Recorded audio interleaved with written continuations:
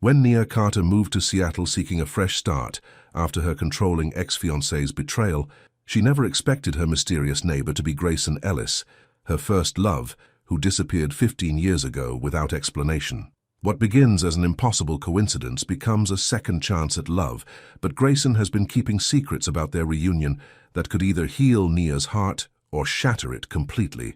As family secrets surface and trust hangs in the balance, Nia must decide if some love stories are worth the risk of getting hurt again. This is a tale of second chances, hidden truths, and the power of love to overcome the mistakes of the past.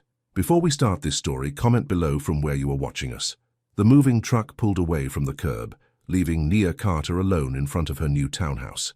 Rain drizzled down, typical Seattle weather that matched her mood. At 27, she hadn't expected to be starting over like this. No job, no fiancé, and far from everything familiar in Milwaukee. Well, this is it, she said to herself, pushing back her dark curls as she looked up at the modest two-story building. It wasn't much, but it was hers, at least for the year-long lease she'd signed. Inside, boxes were stacked in every corner of the living room. Nia sighed as she hung her wet jacket on a doorknob. There was no coat rack yet. There wasn't much of anything yet. She walked to the window and looked out at the quiet street. The neighborhood was exactly what the rental agent had promised.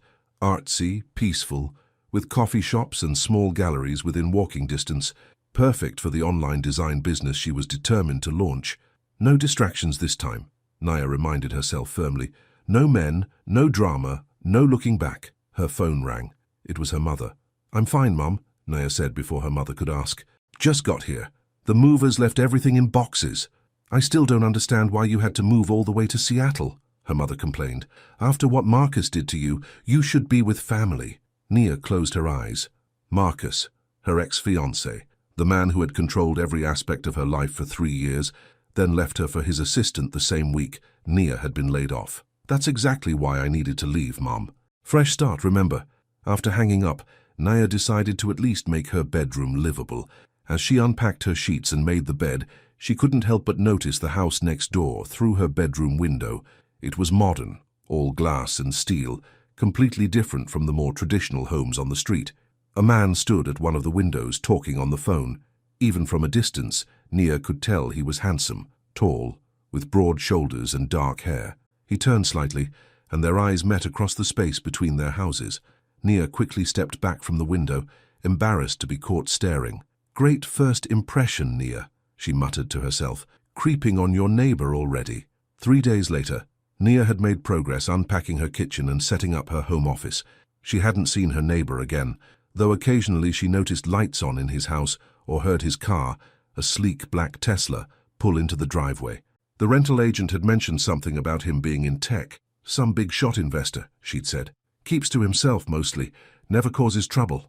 That suited Nia just fine. The last thing she needed was a nosy neighbor. That evening, as Nia was cooking dinner, the lights flickered once, twice, and then went out completely. The sudden darkness was disorienting. "Perfect," she grumbled, feeling her way to where she thought she'd left her phone. But the battery was dead. She'd been using it all day to set up her new business email and website. Nia remembered seeing candles in one of the kitchen boxes, but she couldn't remember which one, and searching in the dark would be impossible. After stubbing her toe on a box and cursing loudly, she decided to swallow her pride and ask a neighbor for help. The houses across the street were dark, too. Power outage must have affected the whole block. The glass house next door, however, had some lights on. Maybe her mysterious neighbor had a generator. Nia grabbed her jacket and headed out into the drizzling rain. She hesitated at his front door, then knocked firmly. A moment passed before the door opened. Her neighbor stood there, backlit by the soft glow of battery-powered lamps. He was even more handsome up close, strong jawline, intense eyes, and an expression of mild surprise at finding someone at his door. "Hi, sorry to bother you," Nia began. "I just moved in next door and the power's out. I was hoping you might have a candle or flashlight I could borrow." The man stared at her for a long moment, his eyes widening with recognition. "Nia Carter?" he finally said, his voice a mix of disbelief and something else, something that made Nia's heart skip a beat. "From Washington Middle?" Nia's mouth fell open. She took a step back and really looked at him. Those eyes. The way he stood with one shoulder slightly lower than the other. The curve of his smile that was just starting to form. "Grayson?" she whispered. "Grayson Ellis?" Memories crashed over her like waves. A gangly boy with braces walking her home from school, passing notes in Miss Patterson's English class, sharing a first awkward kiss behind the gym. "I can't believe it's you," Grayson said, still staring at her as if she might disappear. "After all these years." "What are you doing here?" Naya asked, her mind racing to make sense of this impossible coincidence. "I live here," he replied with a small laugh. "The better question is, what are you doing here? Last I knew, you were in Milwaukee." "I was," Naya said, suddenly aware that she was standing in the rain. "It's a long story." Grayson seemed to realize it too. "Come in, please. I have plenty of candles, and it seems like we have a lot to catch up on." Naya hesitated. This was exactly the kind of complication she'd promised herself to avoid. But the pull of the past was too strong to resist. "Just for a few minutes," she said, stepping inside. Grayson's home was exactly what you'd expect from a tech millionaire. Minimalist furniture, expensive-looking art on the walls, a kitchen with appliances that probably cost more than Nia's car. But there were unexpected touches too. Books everywhere, a worn leather couch that looked well-loved, photographs on the walls. "So," Grayson said, handing her a candle in a glass holder and a box of matches, "you're my new neighbor." "Looks that way," Naya replied, trying to sound casual despite the storm of emotions swirling inside her. "Small world, huh?" "The smallest," Grayson agreed. His eyes hadn't left her face since she'd walked in. "You look good, Naya. Life must be treating you well." Nia laughed, but there was no humor in it. "Not exactly, but I'm still standing. Do you want to sit? I can make coffee. I have one of those fancy machines that doesn't need electricity." "Of course you do," Naya said with a small smile. As Grayson busied himself with the coffee, Naya took the opportunity to study him. The boy she'd known had grown into a very attractive man. The braces were long gone, replaced by a perfect smile. He'd filled out, all lean muscle now, where he'd once been skinny. But his eyes were the same, that unusual grey blue that had always reminded her of the sky before a storm. "So, tech investor?" Naya asked when he returned with 2 mugs. Grayson nodded. "Started with app development, then moved into investing. I got lucky with a few startups that took off." He sat across from her. "And you? What brings you to Seattle?" "I needed a change," Nia said carefully. "I'm starting my own business. Graphic design, website development, that kind of thing." "You always were the creative one," Grayson said with a smile. "I still have that comic book you drew in 8th grade. The mention of their past hung in the air between them. "You disappeared," Naya said suddenly, the words escaping before she could stop them. "One day you were there and the next, nothing. No goodbye, no letter, nothing." Grayson's face fell. He set his coffee down and leaned forward, his expression serious. "I know, and I've wanted to explain for years." He ran a hand through his hair. "My mom woke me up in the middle of the night, said we had to leave immediately. My father, he'd found us." "Your father?" Nia remembered Grayson rarely talking about his dad. "He was abusive. We'd been hiding from him for years, moving from place to place. Milwaukee was the longest we'd stayed anywhere. When he tracked us down, my mother panicked. We left everything behind." "I had no idea," Nia whispered. "I wanted to call you to write, but my mother was terrified he'd use any contact to find us." Grayson's eyes were pained. "By the time I was old enough to make my own decisions, years had passed. I tried looking you up on social media, but you'd moved. No one knew where you'd gone." The power flickered back on suddenly, filling the room with light. Neither of them moved. "And now here you are," Grayson said softly. "Next door." Nia felt a familiar warmth spreading in her chest, a feeling she'd thought was long buried. It scared her. "I should go," she said, standing abruptly. "Thank you for the candle, but I won't need it now." "Nia, wait." Grayson stood too. Would you like to have dinner sometime just to catch up?" Every instinct told Nia to say no. She'd come to Seattle to focus on herself, not to dive into another relationship, especially not with someone who was tied to her past. But this was Grayson, her first love, the boy who'd written her poems and made her laugh when nothing else could. "Maybe," she said finally. "I've got a lot of unpacking to do first." "I understand," Grayson replied, walking her to the door. "I'm not going anywhere this time, Nia. I promise." As Nia walked back to her own house, candle in hand despite the restored power, she couldn't shake the feeling that life had just thrown her the biggest curveball imaginable. Her first love was living next door, and despite all her promises to herself, she wasn't sure she wanted to stay away. Over the next 2 weeks, Nia threw herself into setting up her business and finishing her unpacking. She tried not to think about Grayson, but it was impossible when she could see his house from her window. They ran into each other occasionally, collecting mail, taking out trash, and each time, Grayson would smile that smile that made her stomach flip. He didn't push for that dinner, though. He was giving her space, and Nia appreciated it, until one morning when there was a knock at her door. Nia opened it to find Grayson standing there with 2 cups of coffee. "Peace offering," he said, holding one out to her. "I figured if you're anything like you used to be, you're not fully human until after your first cup." Nia couldn't help but laugh. "You remembered that?" "I remember everything about you, Nia," Grayson said simply. Nia took the coffee. "Would you like to come in? It's still a mess, but I'd love to." As Grayson stepped into her home, Nia had the strange feeling that something significant was happening, that after years of wrong turns and heartbreak, maybe, just maybe, she was finally heading in the right direction. But the voice of caution in her head wouldn't be silenced so easily. Grayson was part of her past, and the past had a way of bringing pain along with its nostalgia. What Nia didn't know was just how entangled their pasts and presents already were, and that Grayson Ellis was hiding secrets that could either heal her heart or break it all over again. Coffee with Grayson became a regular thing. What started as an occasional morning cup turned into breakfast together 3 times a week. Nia told herself it was just neighborly, just 2 old friends catching up, but deep down she knew better. "So how's the business coming along?"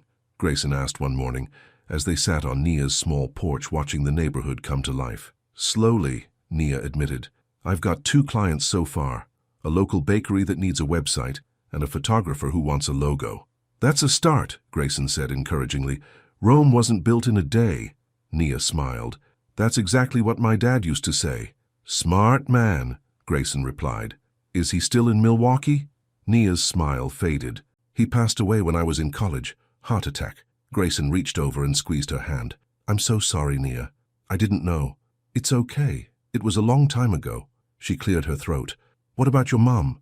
How is she?" "She's good, living in Florida now. Remarried to a really nice guy about 5 years ago."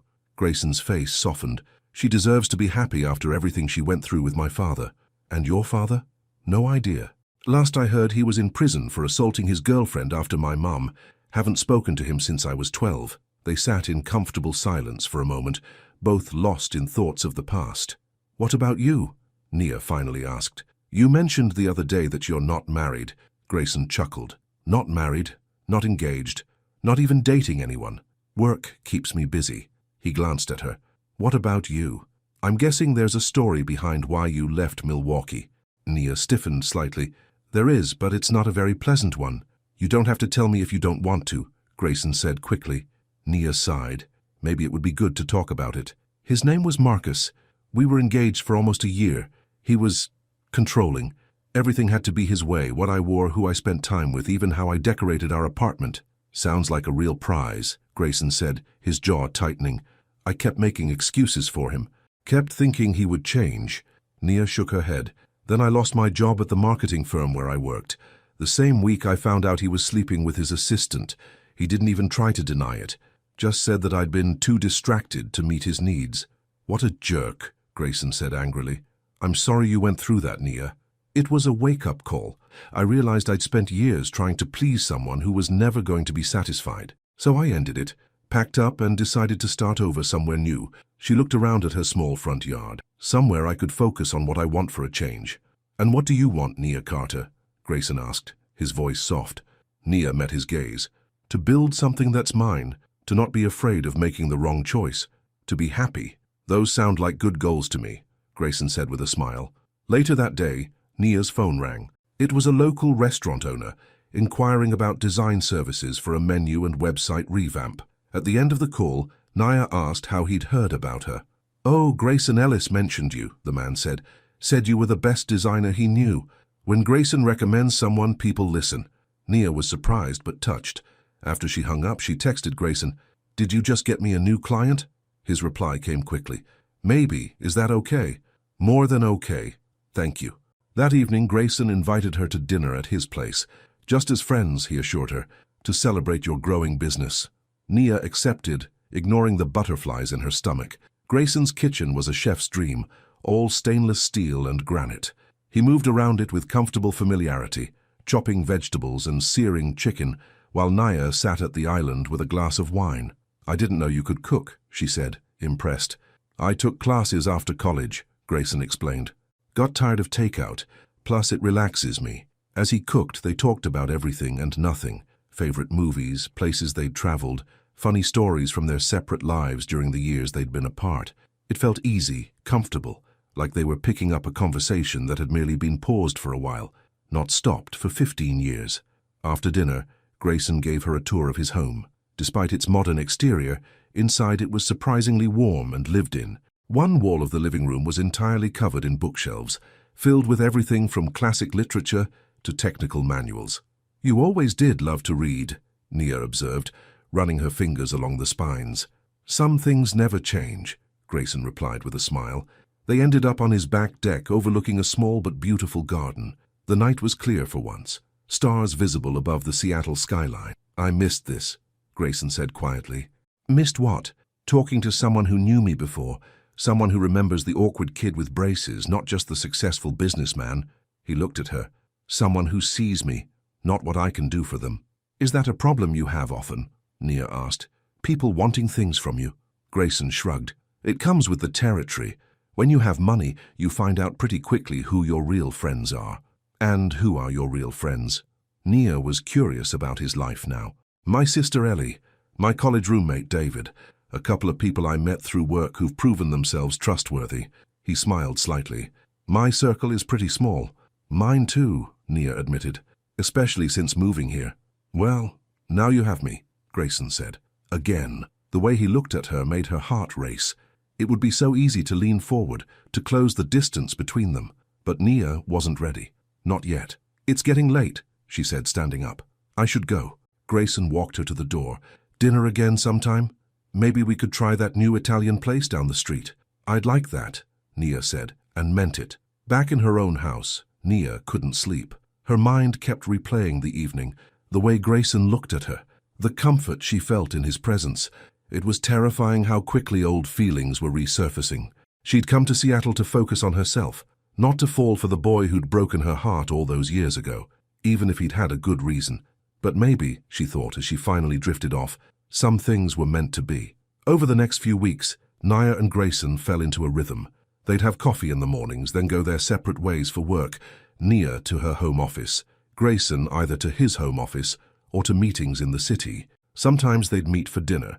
Other times they'd watch movies together on Grayson's ridiculously large TV.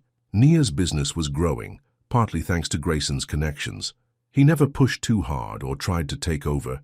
He just made introductions and let Nia's talent speak for itself. One night after they'd had dinner with Grayson's sister Ellie, a sharp-witted surgeon who'd immediately taken to Nia, Grayson walked Nia home. "Ellie likes you," he said as they stood on Nia's porch. "She said you're good for me." "And what do you think?" Nia asked, feeling brave. Instead of answering, Grayson leaned down and kissed her. It was gentle at first, a question more than a demand. When Nia didn't pull away, he deepened the kiss, his hand coming up to cup her face. When they finally broke apart, Nia was breathless. "I think I've been waiting 15 years to do that again," Grayson said softly. "It was worth the wait," Nia replied, and pulled him back down for another kiss.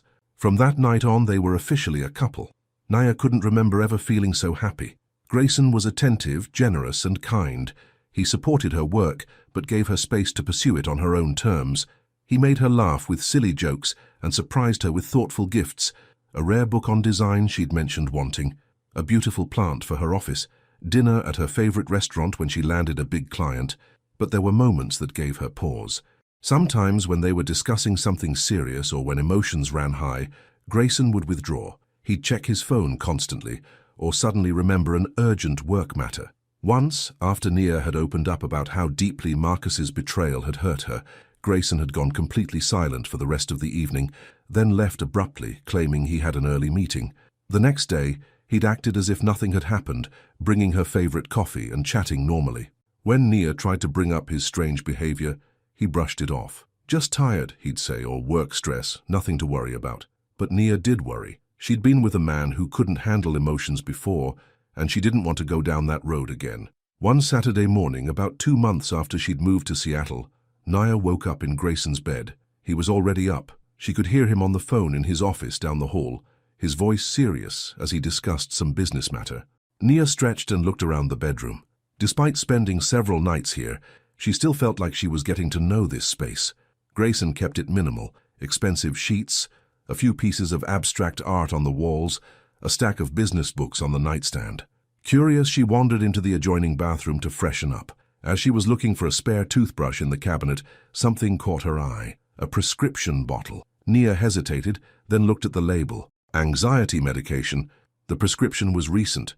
Nia closed the cabinet, feeling like she'd intruded on something private. She'd never seen Grayson take any medication. He'd never mentioned anxiety issues. It made her wonder what else he wasn't telling her. When she returned to the bedroom, Grayson was still on his call. Nia decided to make coffee. As she passed his home office, the door slightly ajar, she glanced in. Grayson was pacing, his back to her, gesturing as he talked.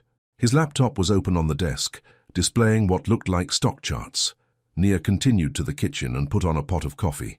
As it brewed, she wandered into the living room, drawn again to the massive bookshelf. She loved that Grayson was a reader. It was one of the things they'd bonded over as kids, trading paperbacks and discussing their favorite stories. Her eyes drifted over the shelves, taking in the eclectic collection. Art books, thrillers, biographies, science fiction. Grayson's tastes were varied. On one shelf there was a collection of framed photographs. Grayson with his sister at her medical school graduation. Grayson and an older woman who must be his mother standing on a beach. Grayson with a group of men in hiking gear on what looked like a mountain summit. And then, tucked behind the others, a small frame that seemed out of place among the professionally shot photos. Nia reached for it, curious. Her heart stopped when she saw what it contained. It was a school photo of her, 13-year-old Nia with braces and braids, smiling awkwardly at the camera. It was from their 8th grade yearbook. The photo was worn around the edges, as if it had been handled often. "Coffee smells good." Nia jumped at the sound of Grayson's voice. She turned to find him standing in the doorway, watching her. His eyes flicked to the frame in her hands, and something like panic crossed his face. "Why do you have this?" Nia asked, holding up the photo. Grayson hesitated. "It's the only picture I had of you," he finally said. "I took it from my yearbook before we moved." "And you've kept it all this time?" Nia wasn't sure if she was touched or unnerved. "It was all I had left," Grayson said simply. He crossed the room and gently took the frame from her hands, looking at it with a soft expression. "Whenever things got bad, new schools, my mum's depression, college stress, I'd look at it and remember the happiest time in my life." The sincerity in his voice was impossible to doubt. Nia felt her heart melt a little. "That's sweet," she said. "A little strange, but sweet." Grayson laughed. "I know it sounds weird. I probably should have told you about it." "Probably," Nia agreed. "Any other mementos of me I should know about? Lock of my hair, baby tooth?" "No, just the photo," Grayson said, setting it back on the shelf. "Although I did keep all your notes from Miss Patterson's class." Nia laughed, the moment of unease passing. "You're such a sentimental sap." "Only about you," Grayson said, pulling her into his arms. Later, as they sat having coffee on Grayson's deck, Nia's phone chimed with an email. It was from a potential new client, a big one, a regional hotel chain looking for a complete branding overhaul. "This could be huge for me," Nia said excitedly after reading the email. "If I land this account, I might need to hire help." "That's amazing," Grayson said, genuinely happy for her. "How did they find you?" "It says they saw my work for the Harbor Restaurant, that menu redesign I did last month." Nia frowned slightly. "But I didn't think that was even published yet." "Word travels fast," Grayson said with a shrug. "Your work speaks for itself." Something about his casual response didn't sit right with Nia, but she was too excited about the potential job to dwell on it. That evening, they went out to celebrate at an upscale restaurant downtown. Over dinner, Grayson surprised her with a gift, a beautiful leather portfolio case. "For your client meetings," he explained. "You're going to knock their socks off." Nia was touched. "You really believe in me, don't you?" "I always have," Grayson replied, his eyes intense. "From the first time I saw you drawing in the margins of your notebook in 7th grade, I knew you were special." The evening was perfect. Delicious food, great wine, and the company of a man who seemed to adore her. As they walked back to Grayson's car, hand in hand, Nia felt happier than she had in years. But life had a way of complicating happiness. When they returned to Grayson's house, he checked his mail and found a thick envelope. "Work stuff," he muttered, tossing it on the kitchen counter. Later, while Grayson was taking a shower, Nia noticed the envelope had fallen to the floor. As she picked it up, A photograph slipped out. A picture of her and Marcus, her ex-fiancé, at a charity event in Milwaukee last year. Nia froze. Why would Grayson have a photo of her and Marcus? With shaking hands, she opened the envelope and pulled out more photos and what looked like printed emails. Her blood ran cold as she realized what she was looking at. There were emails between Grayson and Marcus, dated 6 months ago, emails discussing her, emails where Grayson asked about her plans after the breakup, and then one email that made her stomach drop. She's rented a place in Oak Ridge Heights, Seattle, moving in next month, probably for the best, getting her away from you after what you did. Don't contact her again. G. The shower turned off. Nia quickly stuffed everything back into the envelope, her mind racing. Had Grayson been in touch with Marcus? Had he known she was coming to Seattle before she arrived?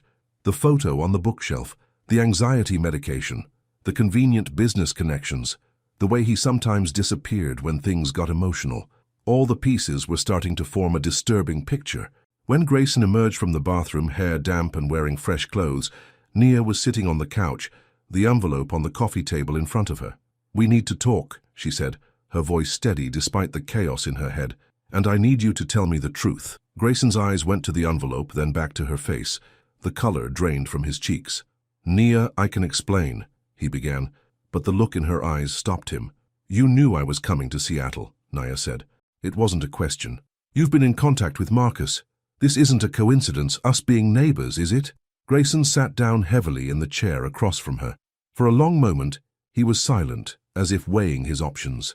Finally, he looked up, his expression a mix of guilt and resignation. "No," he admitted quietly. "It's not a coincidence." "No," Grayson admitted quietly. "It's not a coincidence."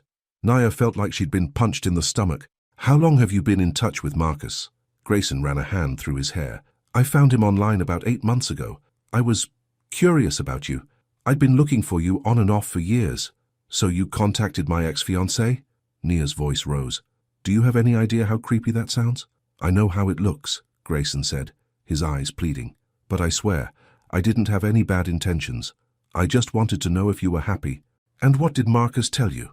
Grayson's jaw tightened. "That you were difficult, demanding, that you'd been together for years, but you were never satisfied."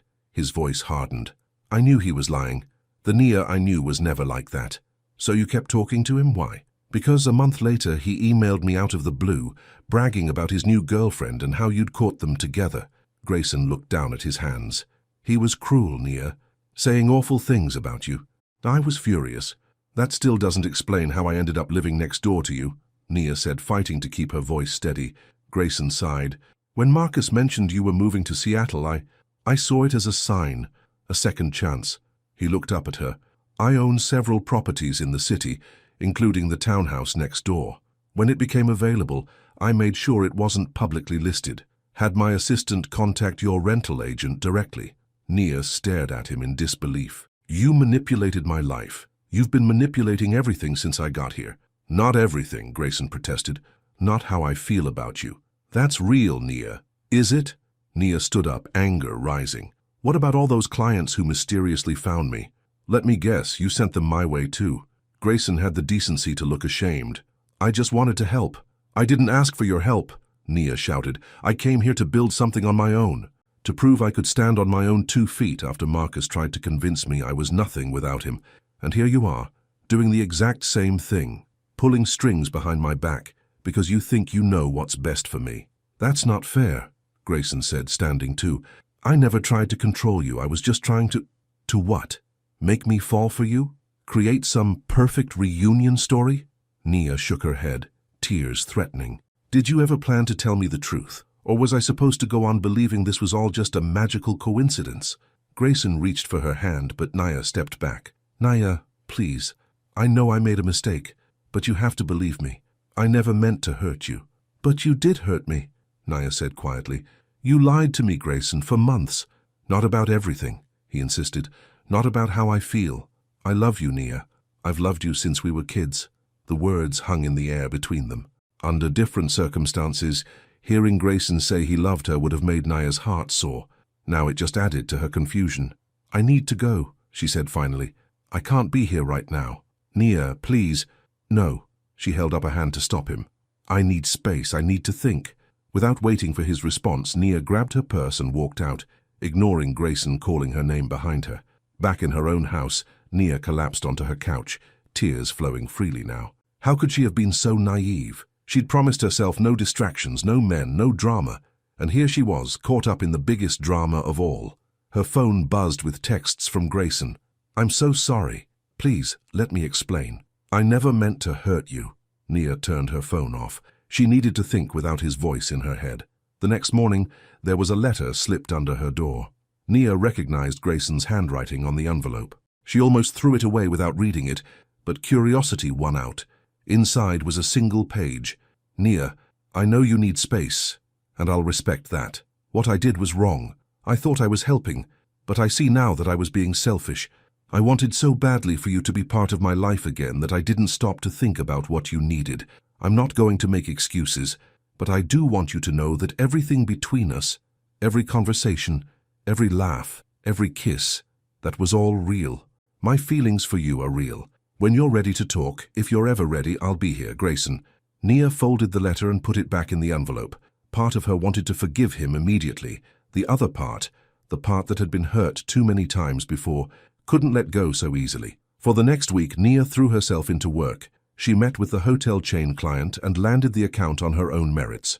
She turned down 3 potential clients when she discovered they'd been referred by Grayson. She was determined to succeed or fail on her own terms. Grayson kept his distance, as promised. Nia saw his car come and go, lights on in his house at night, but he didn't approach her. Once she caught him watching her from his window as she collected her mail. Their eyes met briefly before he stepped back out of sight. It was Ellie who finally broke the stalemate. She showed up at Nia's door one evening, takeout bags in hand. "Before you slam the door in my face," Ellie said quickly, "I'm not here as Grayson's spy. I'm here as someone who likes you and is worried about you." Nia hesitated, then stepped aside to let her in. "He told you what happened?" Nia asked as they unpacked the food in the kitchen. "He did," Ellie confirmed, "and for what it's worth, I told him he was an idiot." That made Nia smile, despite herself. "Good. Look," Ellie said, handing Nia a carton of pad thai. "What Grayson did was wrong. No arguments there. But I've known my brother all my life, and I've never seen him like this. Not with any other woman." "Like what?" "In love," Ellie said simply. "Completely, stupidly in love." Nia sighed. "That doesn't excuse what he did." "No, it doesn't," Ellie agreed. "But it might help explain it. Grayson has issues with abandonment.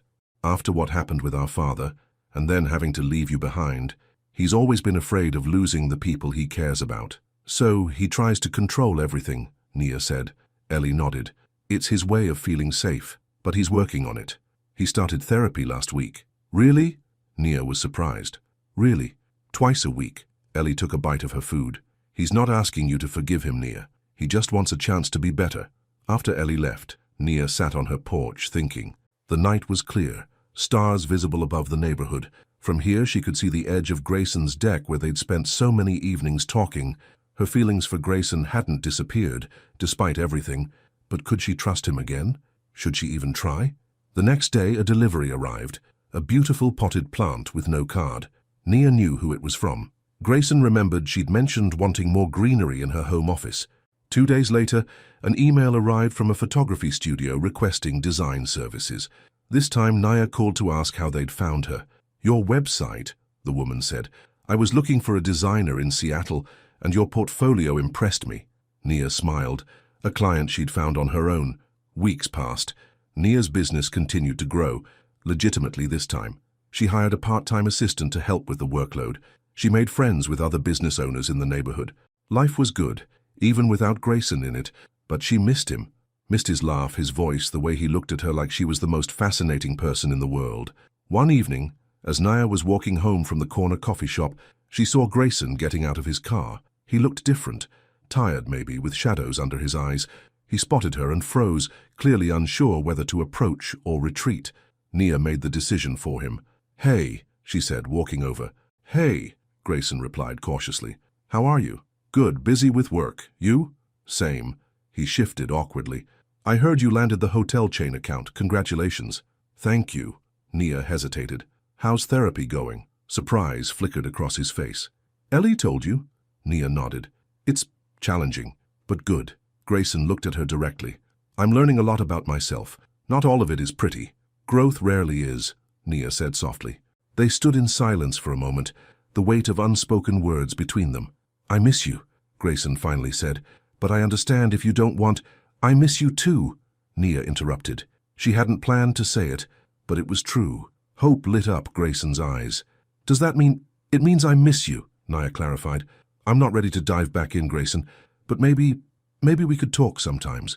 I'd like that, he said, a small smile forming. Maybe coffee, as friends. As friends, Nia agreed. For now. It was a start. Coffee as friends turned into lunch as friends, then dinner. Slowly, carefully, they began rebuilding what had broken between them. This time, though, there were new rules. Complete honesty, no matter how uncomfortable, and no interference in each other's lives without explicit permission. Grayson was different, more open about his fears, more willing to talk about the hard things. He told Nia about his therapy sessions, about confronting the trauma of his childhood, about learning to let go of control. My therapist says I have a savior complex, he admitted one night as they walked along the waterfront. I think I can fix everything and everyone, but I'm learning that's not love. It's just another form of control. It's a hard lesson, Nia said. I had to learn it too with Marcus. I thought if I just tried hard enough, loved him enough, I could change him. How are we doing? Grayson asked, looking at her intently. Am I doing better? Nia smiled. You are. We both are. 2 months after their sidewalk encounter, Nia invited Grayson over for dinner at her place. She'd spent the day cooking his favorite meal, feeling nervous in a way she hadn't since their first date. When he arrived, Grayson handed her a small wrapped box. It's not your birthday or anything, he said quickly. Just something I wanted you to have. Inside was a beautiful silver pen engraved with her initials. For signing all those new client contracts, Grayson explained. I saw it and thought of you. It's perfect, Nia said, genuinely touched. Thank you. During dinner, they talked about Nia's growing business and Grayson's latest investment project. It felt normal, comfortable, like they'd found their rhythm again. After they'd finished eating, Grayson helped her clear the table. As they stood side by side at the sink, he turned to her. Can I ask you something? Of course, Nia said. Do you think you could ever trust me again? Really, trust me? Nia considered the question carefully. I think I'm starting to, she said honestly. But it's a process, Grayson. Trust isn't rebuilt overnight.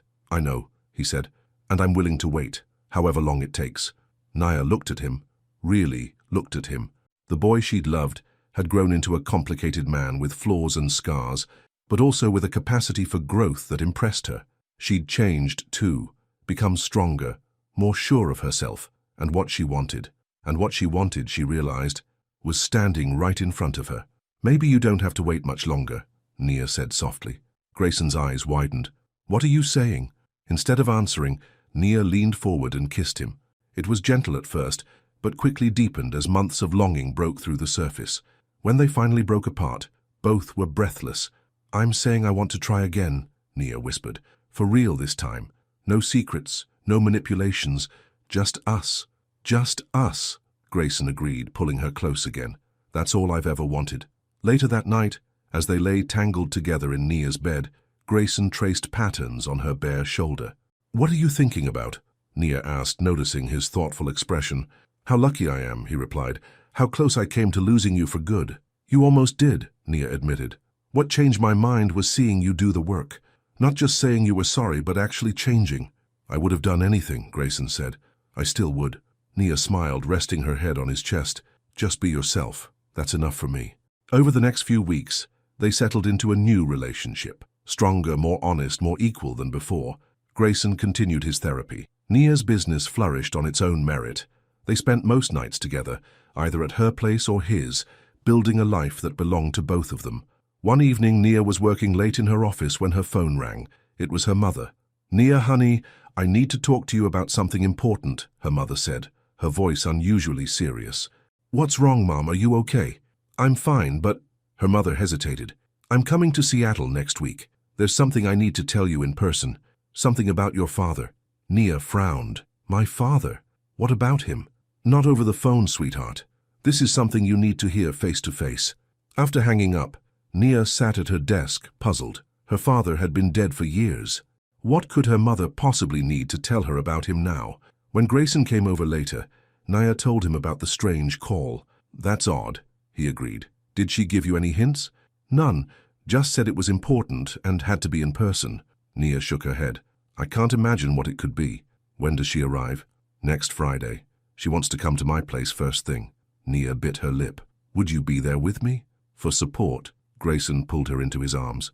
"Of course. Whatever you need." The week dragged by slowly. Nia tried to focus on work, but her mind kept circling back to her mother's mysterious announcement. What secret could be so important that it needed to be delivered in person after all these years? Finally, Friday arrived. Nia cleaned her house nervously, made coffee, and waited with Grayson for her mother's arrival. When the doorbell rang, Nia jumped. "This is it," she said, squeezing Grayson's hand before going to answer the door. Her mother stood on the porch, looking older than Nia remembered. But it wasn't her mother who made Nia freeze in shock. It was the young man standing beside her. He was maybe 20 years old, with familiar dark eyes and a nervous smile. Something about his face made Nia's heart race, a recognition she couldn't quite place. "Nia," her mother said, her voice tight with emotion. "This is Jordan." She took a deep breath. "There's something I never told you about your father." Nia stared at the young man, pieces falling into place with dizzying speed. The shape of his eyes, the curve of his jaw, the way he stood with his weight shifted slightly to one side, just like she did. "Mom," Nia whispered, her voice barely audible. "What are you saying?" Her mother's eyes filled with tears. "Jordan is your brother, Nia, your father's son." Behind her, Nia heard Grayson's sharp intake of breath. But she couldn't turn, couldn't move, couldn't do anything but stare at the face that was suddenly unmistakably familiar, the brother she never knew she had. "Jordan is your brother, Nia, your father's son." The words hung in the air like smoke. Nia stared at the young man, at Jordan, trying to process what she was hearing. "I don't understand," she finally managed to say. "Dad never mentioned having another child." "He didn't know," her mother said quietly. "May we come in? This is a long story." Nia stepped back automatically, allowing them to enter. Grayson appeared at her side, his hand finding hers and squeezing gently. "I'm Grayson," he introduced himself, extending his free hand to Jordan, Nia's boyfriend. "Nice to meet you," Jordan said, his voice deep but hesitant. He had a slight accent Nia couldn't place. They moved to the living room, an awkward tension filling the air. Nia's mother sat on the couch, Jordan beside her. Nia and Grayson took the chairs across from them. "Mom," Nia said, her voice steadier now, "please explain." Her mother nodded, wringing her hands in her lap. "Your father and I were separated for about a year when you were 5. You probably don't remember. We tried to shield you from it." "I remember him being gone," Nia said. "You told me he was working in Chicago." "That was partly true. He was working there, but we were also taking time apart." Her mother looked down. "During that time, he met someone else, a woman named Elena." Jordan shifted uncomfortably beside her. "They had a brief relationship," her mother continued. "When it ended, your father came back to us. We worked things out, got back together. He never knew Elena was pregnant. My mother never told him," Jordan added quietly. "She moved back to Brazil, where she was from. That's where I grew up." Nia looked at him with new understanding. The accent. Portuguese.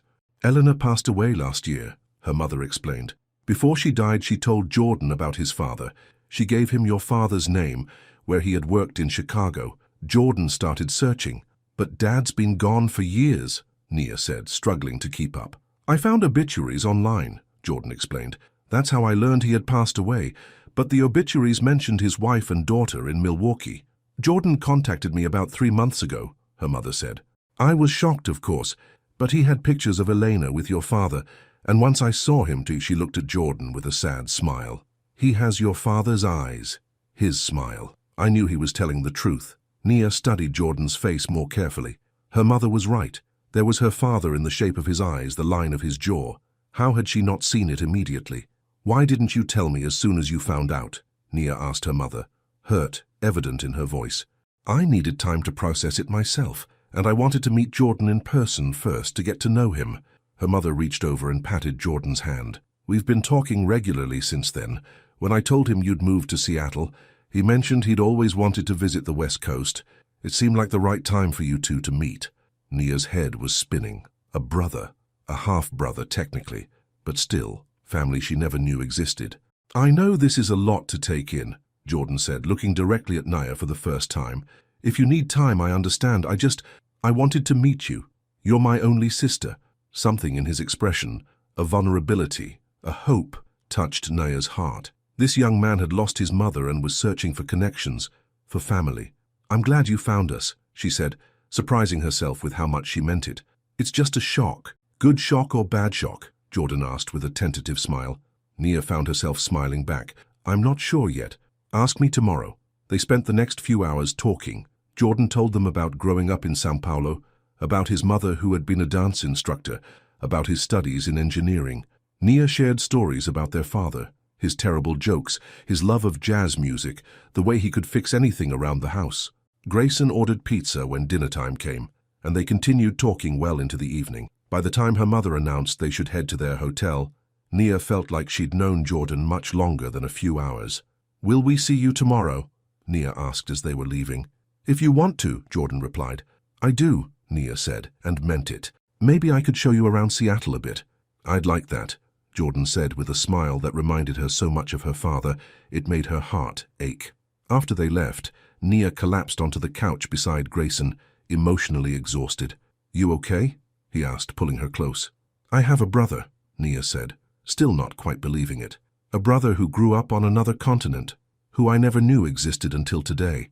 He seems like a good kid, Grayson said. He does. Nia looked up at Grayson. Thank you for being here with me for this. I don't think I could have handled it alone. You're stronger than you think, Grayson said, kissing the top of her head, but I'm glad I could be here for you. Later that night, as they lay in bed, Nia stared at the ceiling, her mind still racing. What are you thinking about? Grayson asked softly. Family, Nia replied. How complicated it is. How you can think you know everything about where you come from, and then discover there's a whole other part of the story you never knew. Are you angry with your father for not telling you about Elena? Nia considered the question. I don't think so. From what Mom said, he didn't even know about Jordan, and they worked through whatever happened during their separation. She turned to look at Grayson. Besides, who am I to judge? We all make mistakes.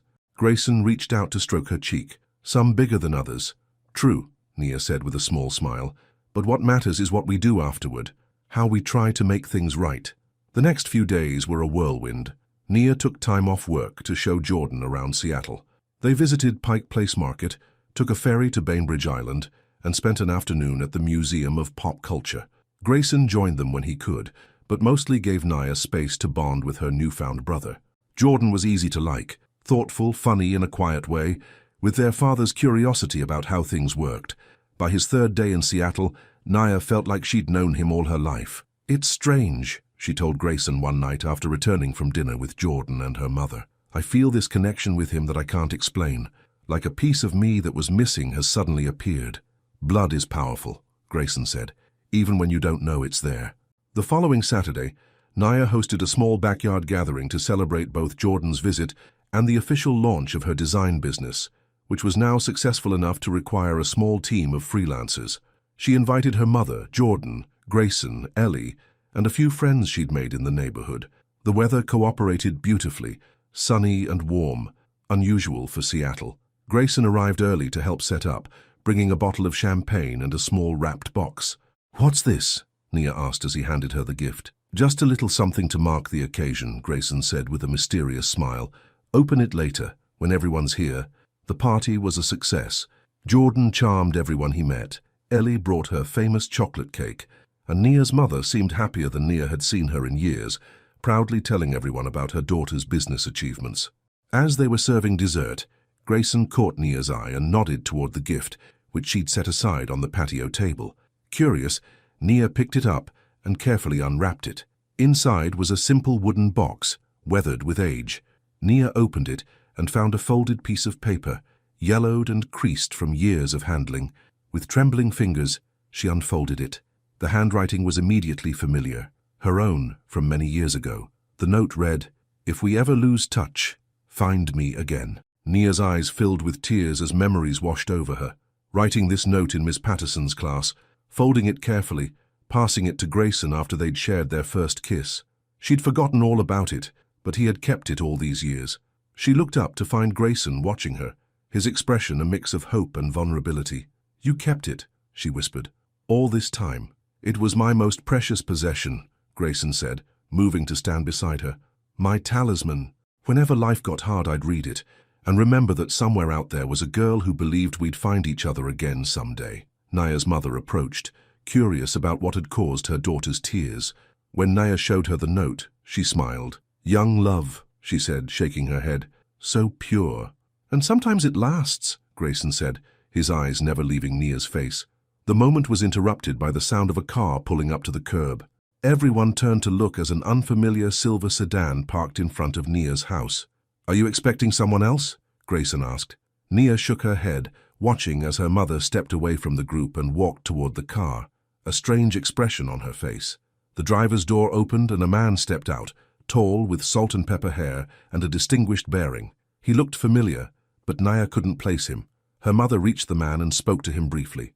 Then, to Nia's shock, she took his hand and led him toward the backyard. Nia, her mother called, her voice shaking slightly. There's someone else you need to meet.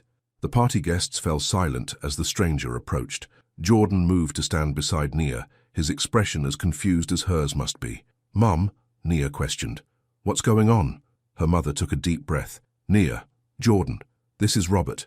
Robert Wilson. She squeezed the man's hand. He was your father's best friend from college. The man, Robert, looked from Nia to Jordan with an expression Nia couldn't quite read. Regret? Sadness? Something else?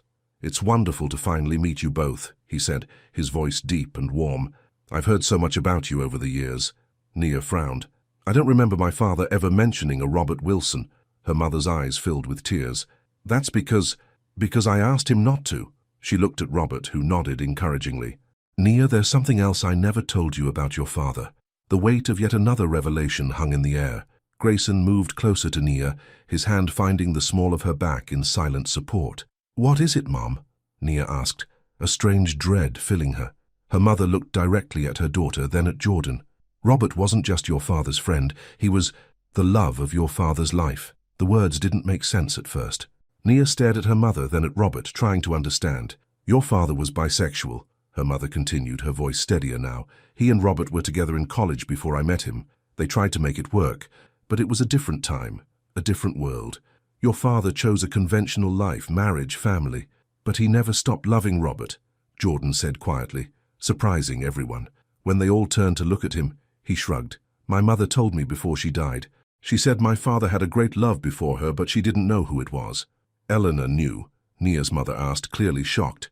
Jordan nodded. She said she could see it in his eyes sometimes, that he was thinking of someone else. She didn't blame him. She said everyone has a past. Robert spoke up, his voice gentle. Your father and I reconnected after his separation from your mother. We had a few months together before he decided to go back to his family. He was torn, but he loved you, Nia. You were the center of his world.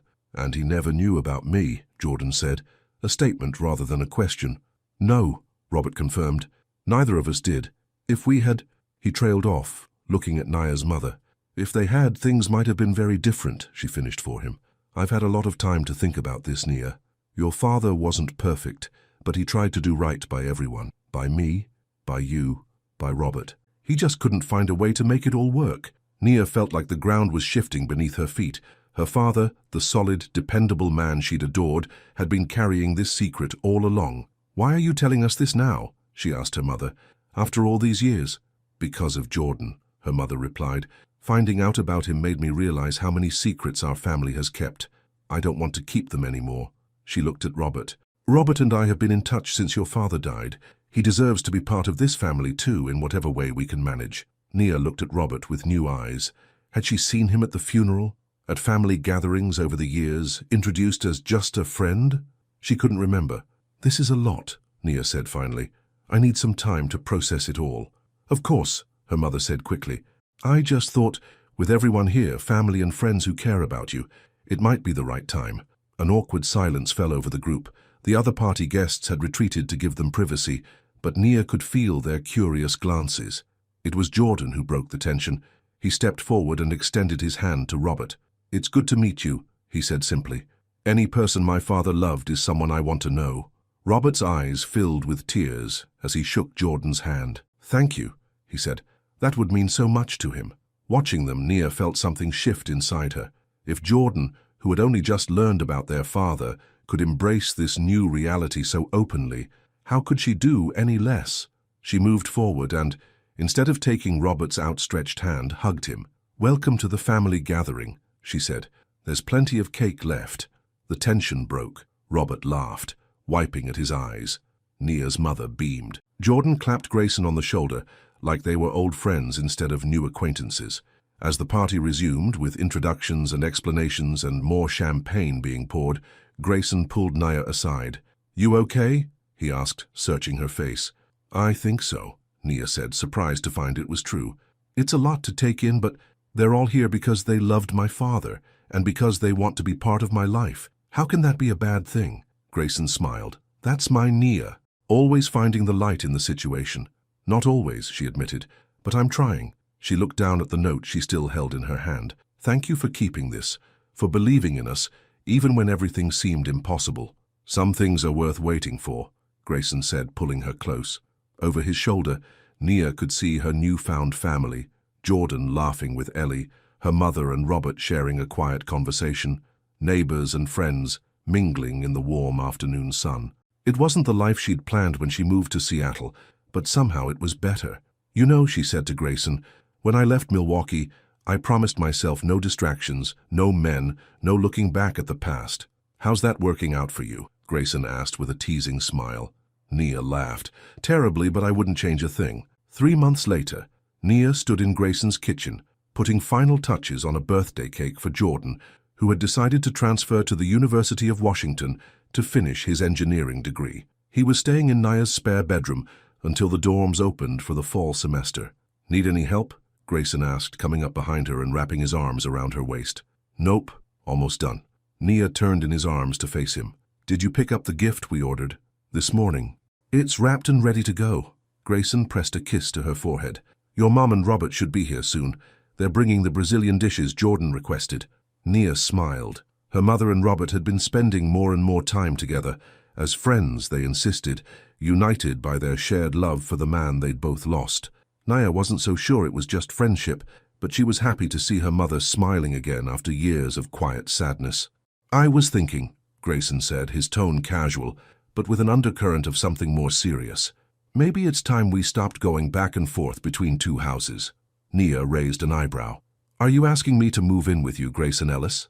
"Actually," he said, "I was thinking maybe we could find a new place, something that would be ours together, not mine or yours. Maybe something with a yard for that dog you keep talking about." "That sounds suspiciously like a commitment," Nia teased, though her heart was racing. "It is," Grayson confirmed, his eyes serious now. "I love you, Nia. I've loved you since we were kids. I want to build a life with you, a real one, with a future." Nia set down the icing spatula and turned fully toward him. "Are you proposing?" "Not yet," Grayson said with a smile. "That deserves something more special than a conversation over birthday cake batter. But I want you to know where my heart is, where I see us going." Nia thought about the journey that had brought them here, from middle school sweethearts, to strangers, to neighbors, to lovers. It hadn't been easy or straightforward, but somehow that made it feel more real, more earned. "I love you too," she said simply. "And yes, let's find a place together, something that's ours from the beginning." Grayson's smile was brighter than the summer sun streaming through the windows. He pulled her close and kissed her deeply, passionately, until they were both breathless. The doorbell rang, breaking the moment. "That'll be Jordan," Nia said, reluctantly pulling away. He forgot his key again. As Grayson went to answer the door, Nia turned back to the cake, adding the final touches to the frosting. She could hear Jordan's voice in the hallway, then her mother's laugh. Family gathering for a celebration, just as it should be. Life had taken her on a winding path she could never have predicted.